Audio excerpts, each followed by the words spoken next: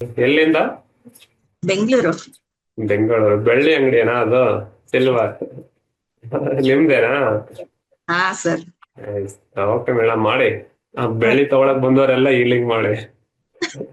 ಖಂಡಿತ ಸರ್. ಬೆಳ್ಳಿ ಕೊಡಿ, ಬೇಡ ಅನ್ನಲ್ಲ. ಕೋಲ್ಡ್ ಇದ್ದರೆ ಕೊಡಬೇಡಿ.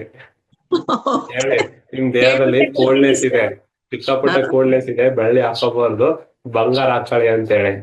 ಸರಿನಾ? ರೇಟ್ ಜಾಸ್ತಿ ಆಗ್ಬಿಟ್ಟಿದೆ ಸರ್. ಹಾ. ರೇಟ್ ತುಂಬಾ ಜಾಸ್ತಿ ಆಗಿದೆಯಲ್ಲ ಸರ್.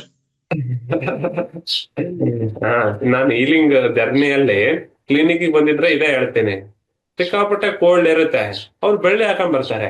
ಇಲ್ಲಿ ಹಾಕೊಂಡಿರ್ತಾರೆ, ಇಲ್ಲಿ ಹಾಕೊಂಡಿರ್ತಾರೆ. ಇಲ್ಲಪ್ಪ, ನೀ ಬೆಳ್ಳಿ ತೆಗಿಬೇಕು, ಆರಾಮಾಗೋವರೆಗೂ ತೆಗಿಬೇಕು ಅಂತ ಹೇಳ್ತೇನೆ. ಯಾಕಪ್ಪ ಅಂದ್ರೆ, ನಾನು ಕೋಲ್ಡ್ ಅನ್ನ ತೆಗಿತಾ ಇದ್ದೀನಿ, ನೀವು ಬೆಳ್ಳಿ ಹಾಕ್ಬಿಟ್ಟು ಕೋಲ್ಡ್ ಅನ್ನ ಇನ್ಕ್ರೀಸ್ ಮಾಡ್ತಾ ಇದ್ದೀರಿ, ಅದಲ್ವಾ?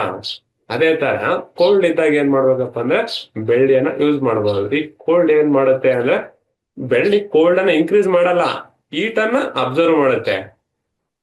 ಸರ್, ಮತ್ತೆ ಈಗ ನಾವು ಮಕ್ಕಳಿಗೆ ಉಡ್ದಾರ ಹಾಕ್ತಿವಲ್ಲ, ಅದ್ ಎನಿ ಟೈಮ್ ಇರುತ್ತಲ್ವಾ? ಹಾ, ಮಕ್ಕಳಿಗೆ ಯಾಕೆ ಹಿರಿಯರ್ ಮಾಡಿದಾರಪ್ಪ ಅಂತಂದ್ರೆ, ನೋಡಿ, ಈ ಬೆಳ್ಳಿ ಮತ್ತು ಬಂಗಾರ ಕಾನ್ಸೆಪ್ಟ್ ಹೇಗಿದೆಯಪ್ಪ ಅಂತಂದ್ರೆ, ನಮ್ಮ ದೇಹದ ಒಕ್ಕಳಿದೆ ಅಲ್ವಾ, ಸೋಲಾರ್ ಫ್ಲಕ್ಸ್. ಆ ಸೋಲಾರ್ ಫ್ಲಕ್ಸ್ ಇಂದ ಮೇಲ್ಗಡೆ ಹೀಟ್ ಇರ್ಬೇಕು ದೇಹ. ಯಾಕಪ್ಪ ಅಂದ್ರೆ ಹೃದಯ ಇದೆ, ಹ್ಮ್. ಲಂಗ್ಸ್ ಇದೆ, ಅವೆಲ್ಲ ಫಂಕ್ಷನ್ ಮಾಡ್ಬೇಕಪ್ಪ ಅಂತಂದ್ರೆ ಯಾಂಗ್ ಎನರ್ಜಿ ಇರ್ಬೇಕು, ಹೌದಲ್ವಾ? ಫಂಕ್ಷನ್ ಮಾಡ್ಲೇಬೇಕು. ಚಂದ್ರನ್ ಗತೆ ಮಲ್ಕೊಂಡ್ಬಿಟ್ನಂದ್ರೆ ಹೃದಯ ಏನಾಗುತ್ತೆ? ಹೌದಲ್ವಾ? ಸೂರ್ಯನ್ ಗತೆ ಇರ್ಬೇಕು ಹೃದಯ. ಹಾಗಾಗಿ ಈ ಒಕ್ಕಳ ಮೇಲ್ಗಡೆ ಇರುವ ಆರ್ಗನ್ಗಳು ಯಾವಾಗ್ಲೂ ಯಾಂಗ್ ಅಲ್ಲಿ ಇರ್ಬೇಕು, ಹೀಟ್ ಇರ್ಬೇಕು. ಸರಿನಾ? ಒಕ್ಕಳಿಂದ ಕೆಳಗಡೆ ಇರುವ ಆರ್ಗನ್ ಎಲ್ಲವೂ ಇನ್ನಲ್ಲಿರ್ಬೇಕು. ಇವಾಗ ಉಡ್ದಾರ ಹಾಕ್ತಿರಲ್ವಾ ನೀವು, ಆ ಒಕ್ಕಳ ಕೆಳಗಡೆ ಹಾಕ್ತೀರಾ, ಒಕ್ಕಳ ಮೇಲ್ಗಡೆ ಹಾಕ್ತೀರಾ? ಕೆಳಗಡೆ. ಅದು ಸರಿ ಇದೆನಾ, ತಪ್ಪಿದೆನಾ? ಸರ್, ಅದು ಸರಿ ಇದೆ. ನಾನು ಅನ್ನೋದು ಈ ಸೀಸನ್, ಇವಾಗ ಕೋಲ್ಡ್ ಸೀಸನ್ ಅಲ್ವಾ ಸರ್? ಈ ಮಕ್ಳು ಕೋಲ್ಡ್ ಆಗಿರುತ್ತಲ್ವಾ, ಹೌದು. ಆ ದಾರ ಎಲ್ಲ ತೆಗೆದ್ ಬಿಡ್ಬೇಕಾ ಅಂತ ಅಂದೆ. ತೆಗೆದ್ಬಿಡ್ಬೇಕು, ಹಾಕ್ಲೇಬೇಕಂತ ಏನಿಲ್ಲ. ಕೋಲ್ಡ್ನೆಸ್ ಜಾಸ್ತಿ ಆಯ್ತಾ, ತೆಗೆದ್ಬಿಡಿ.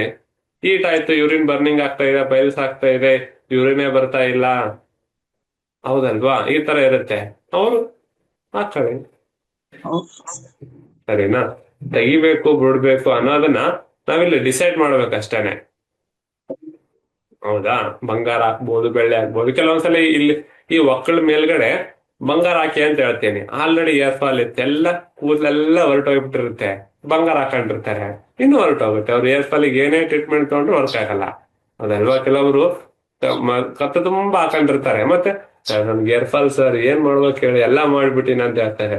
ಎಲ್ಲಾ ಮಾಡಿರ್ಬೋದು, ಹೀಟ್ ಇನ್ಕ್ರೀಸ್ ಆಗ್ತಾ ಇದೆ, ಎಲ್ಲಾ ಮಾಡ್ತಾ ಇದ್ರೆ ಹೀಟ್ ಕಮ್ಮಿ ಆಗ್ತಾ ಇದೆ, ನೀವು 1 kg ಏನು ಬಂಗಾರ ಹಾಕೊಂಡಾಗ ಮತ್ತೆ ಹೀಟ್ ಇನ್ಕ್ರೀಸ್ ಆಗಿಬಿಡುತ್ತೆ, ಹೌದಲ್ವಾ? ಸಿವಿಯರ್ ಹೆಡ್ಏಕ್ ಇರುತ್ತೆ, ಬಂಗಾರ ಹಾಕೊಂಡಿರ್ತಾರೆ.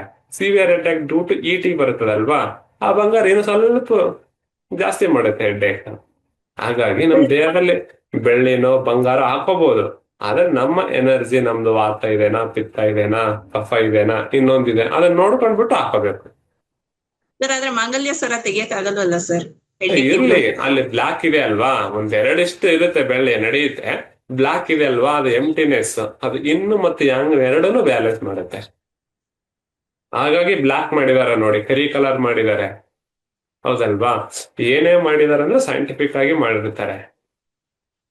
ಇವಾಗ ಏನಾಗ್ಬಿಟ್ಟಿದೆ, ತುಂಬಾ ಬೆಳ್ಳಿ, ಆ ಬಂಗಾರನ್ನೇ ಹಾಕಂತಾರೆ, ಆ ತಾಳಿಯನ್ನ, ಹೌದಲ್ವಾ?